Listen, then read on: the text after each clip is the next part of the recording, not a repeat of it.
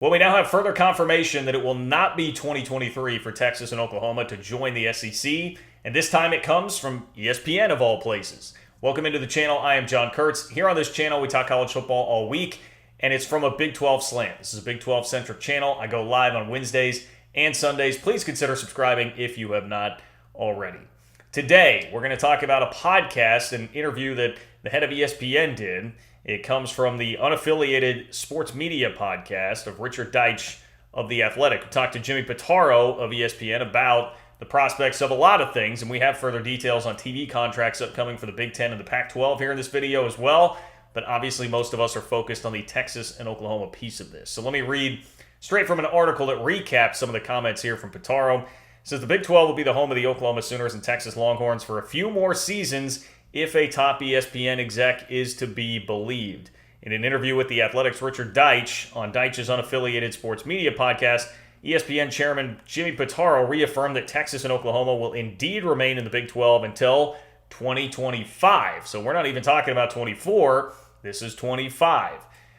Back to the article. While talking about that deal and ESPN's plans for the SEC, Pitaro explained, among other things, that the network will be broadcasting one non-con game for every SEC team every year, starting with 14 total games in 2024 before bumping up to 16 in 2025 when Oklahoma and Texas join the conference. And here is the quote from Pitaro. It says, quote, "Once Texas and Oklahoma are in, we will have 16 out-of-conference games, one per team. Well, with Texas and Oklahoma, it will be in 2025, so in 2024, it will be 14 games. That was the deal we struck a year ago with the SEC. Okay, so are those just words? How much does this mean? What do we read into it? I think it's something very much worth examining. How legitimate is this? I mean, look, the fact that they put it in writing, and they're talking about, Pitaro was talking about here, a deal with the SEC that went in place a year ago, does lend a little bit more legitimacy to this for me. That's at least a concrete plan, something that is in writing, unless this is like the alliance contract that's just written on a napkin, like a cocktail napkin. It seems like this is more legitimate than that. So that would at least push me along that road a little bit more. But if you are going to be skeptical about it, you would say, well, I mean, look, they could just shred this contract, whatever, if Texas and Oklahoma decide to make it happen. And yes, that is very much true.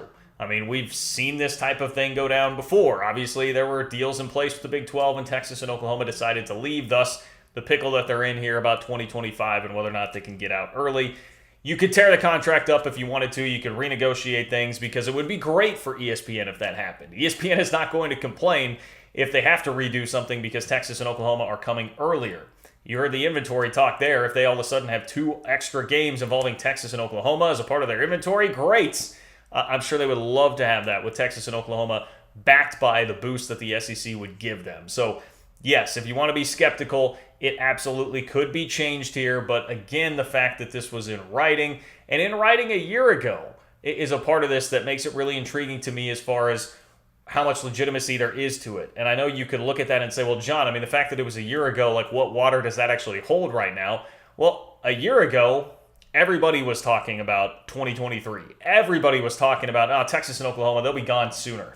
They'll be gone as soon as possible. Even 2022. I mean, there was talk right after that report came out that, like, for this upcoming season, a lot of people thought Texas and Oklahoma would be out. And they just snap their fingers, pay the money, write the check, and it would be done. But that's not how it worked out. So this deal was actually struck, hey, we're going to wait until 2025, back when the entire world was believing that it would be much sooner than that for Texas and Oklahoma. It's only been just now and just recently that people have started to come around to, okay, yeah, actually this may not happen because we have no movement yet. And you'd have to be moving pretty quick even to get out in 2023. And then we saw Brian Davis from the Austin American-Statesman report that it was unlikely it would happen before 2024. So now we've started to see the tide turn from regional and national media recently about what is happening with Texas and Oklahoma. So, hey, the head of ESPN is still publicly pushing right now the 2025 narrative. I understand from a legality standpoint, that's what everybody involved here for the most part has to say, but the contract piece of this is more interesting to me than almost anything with it. And it's just another piece. I mean, really the bigger takeaway that I have big picture-wise from this is just that I don't think 2023 is going to be the year.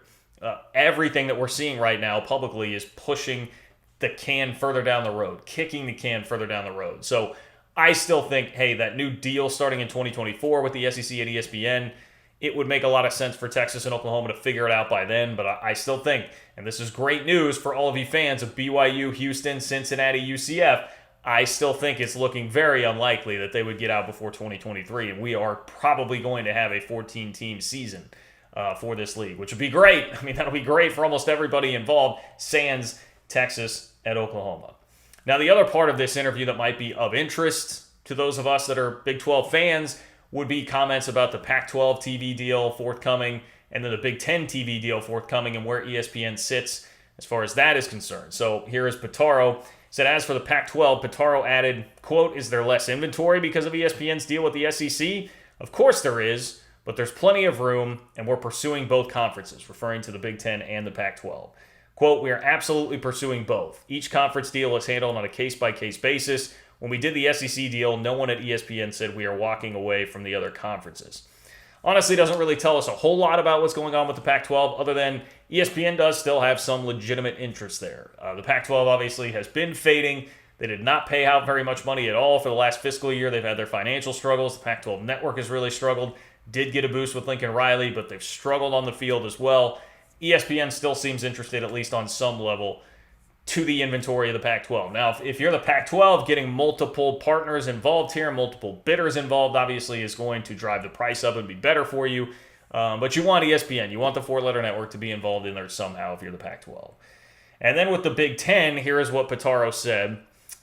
Specific to the Big Ten, Pitaro noted, quote, we have a great relationship with the Big Ten. They are certainly an ascending conference right now, and I'm not talking about just football. I have a very good relationship with Kevin Warren, their commissioner. They've been a big part of ESPN for a long time now. It's no secret here. We're in discussions, just like every other property. We enter these discussions with understanding we can't get everything, and we are going to proceed with discipline and thoughtfulness.